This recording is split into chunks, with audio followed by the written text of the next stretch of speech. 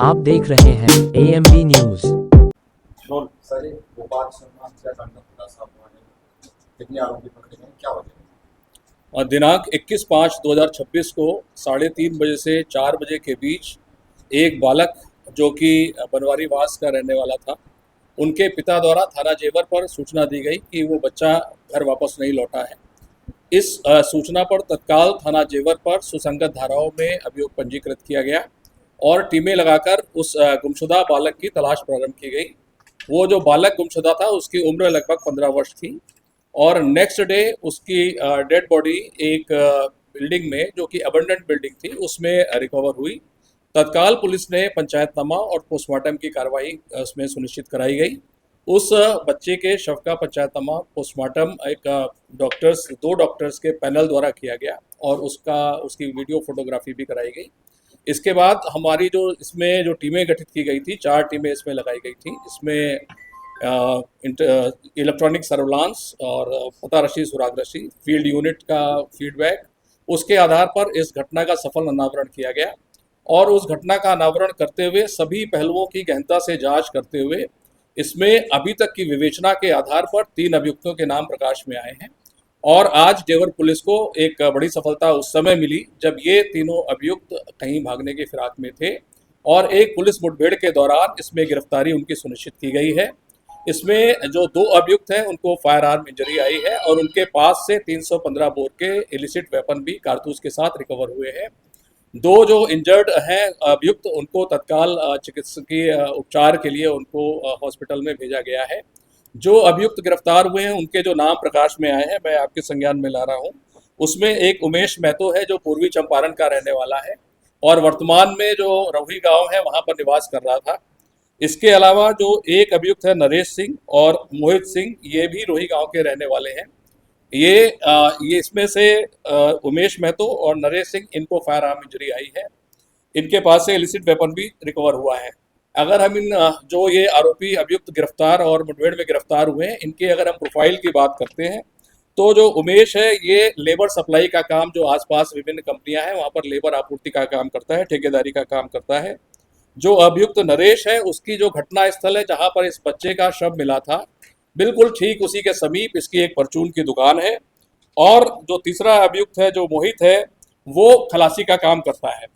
इसके लिए हमारी टीमें लगातार प्रयास कर रही थी और आसपास के जिलों में और अलग राज्यों तक हमारी टीमों ने प्रयास किया है और सूचनाओं का अभिसूचना संकलन करते हुए इनकी गिरफ्तारी सुनिश्चित की गई है।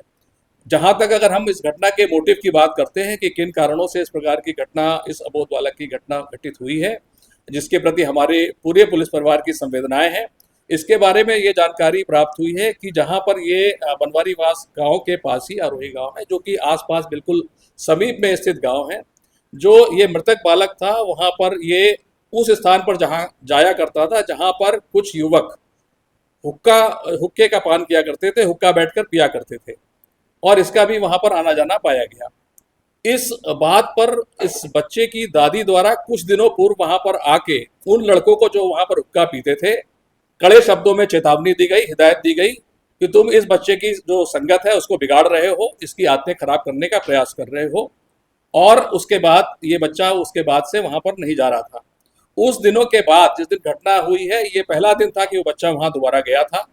जो लोग गिरफ्तार हुए हैं इसमें से वहां पर कुछ लोग मौजूद थे जिस दिन उनकी दादी ने आके उनको डांटा और हिदायत दी कि इस प्रकार का तुम बच्चे की सोबत और संगत, गलत संगत में डालने का प्रयास कर रहे हो। उसके बाद ये पहला दिन था जिस दिन ये घटना घटित हुई, वो बच्चा वहां पर आया और उसके साथ ये घटना कारित की गई। इस घटना के कारित होने में ये एक अभी प्रथम दृष्टया ये पूरी विवेचना के दौरान ये तथ्य प्रकाश में आया है कि एक इसके पीछे एक ये मोटिव है। इसके अलावा जो अन्य विवेचना के सारे पहलू हैं उस पर हम लोग लगातार इस पर जांच कर रहे हैं और इसमें अगर कोई किसी और की भी संलिप्तता प्रकाश में आती है तो हम लोग उसके प्रति भी कठोरतम कार्रवाई सुनिश्चित करें। परिजनों का आरोप है कि बच्चे की बॉडी के साथ दुष्कर्म किया गया है, कुछ छेड़छाड़। देखिए, जहाँ तक ये जो आपका प्रश्न है, ये सोशल मीडिया के माध्यम से बहुत गलत जो इस प्रकार का नैरेटिव्स क्रिएट किया गया है। जैसा मैंने आपको पहले बताया कि इस बच्चे का पोस्टमार्टम 2 डॉक्टर्स की टीम द्वारा, हमारे डॉक्टर्स के पैनल द्वारा किया गया है। पूरे पोस्टमार्टम के दौरान उसकी वीडियोग्राफी सुनिश्चित की गई है। पोस्टमार्टम रिपोर्ट में उस बच्चे के सर पर मात्र एक चोट आना दर्शाया गया है, अंकित है, उसके शरीर पर अन्य कोई चोट नहीं है, जो कि अपने आप में इस बात को पुष्टि करता है कि उसके साथ अभी तक कोई दुष्कर्म की बात प्रकाश में नहीं आ रही है पोस्टमार्टम रिपोर्ट के आधार पर। यद्यपि जो और रिलेवेंट स्वैब्स हैं, जो विसरा है, वो उसको हम लोगों ने केमिकल एनालिसिस के लिए फॉरेंसिक साइंस लैब में भेजा हुआ है, और जैसे रिपोर्ट्स हमको प्राप्त होंगी हम उनका भी अध्ययन करके उसमें सम्यक कार्रवाई सुनिश्चित करेंगे।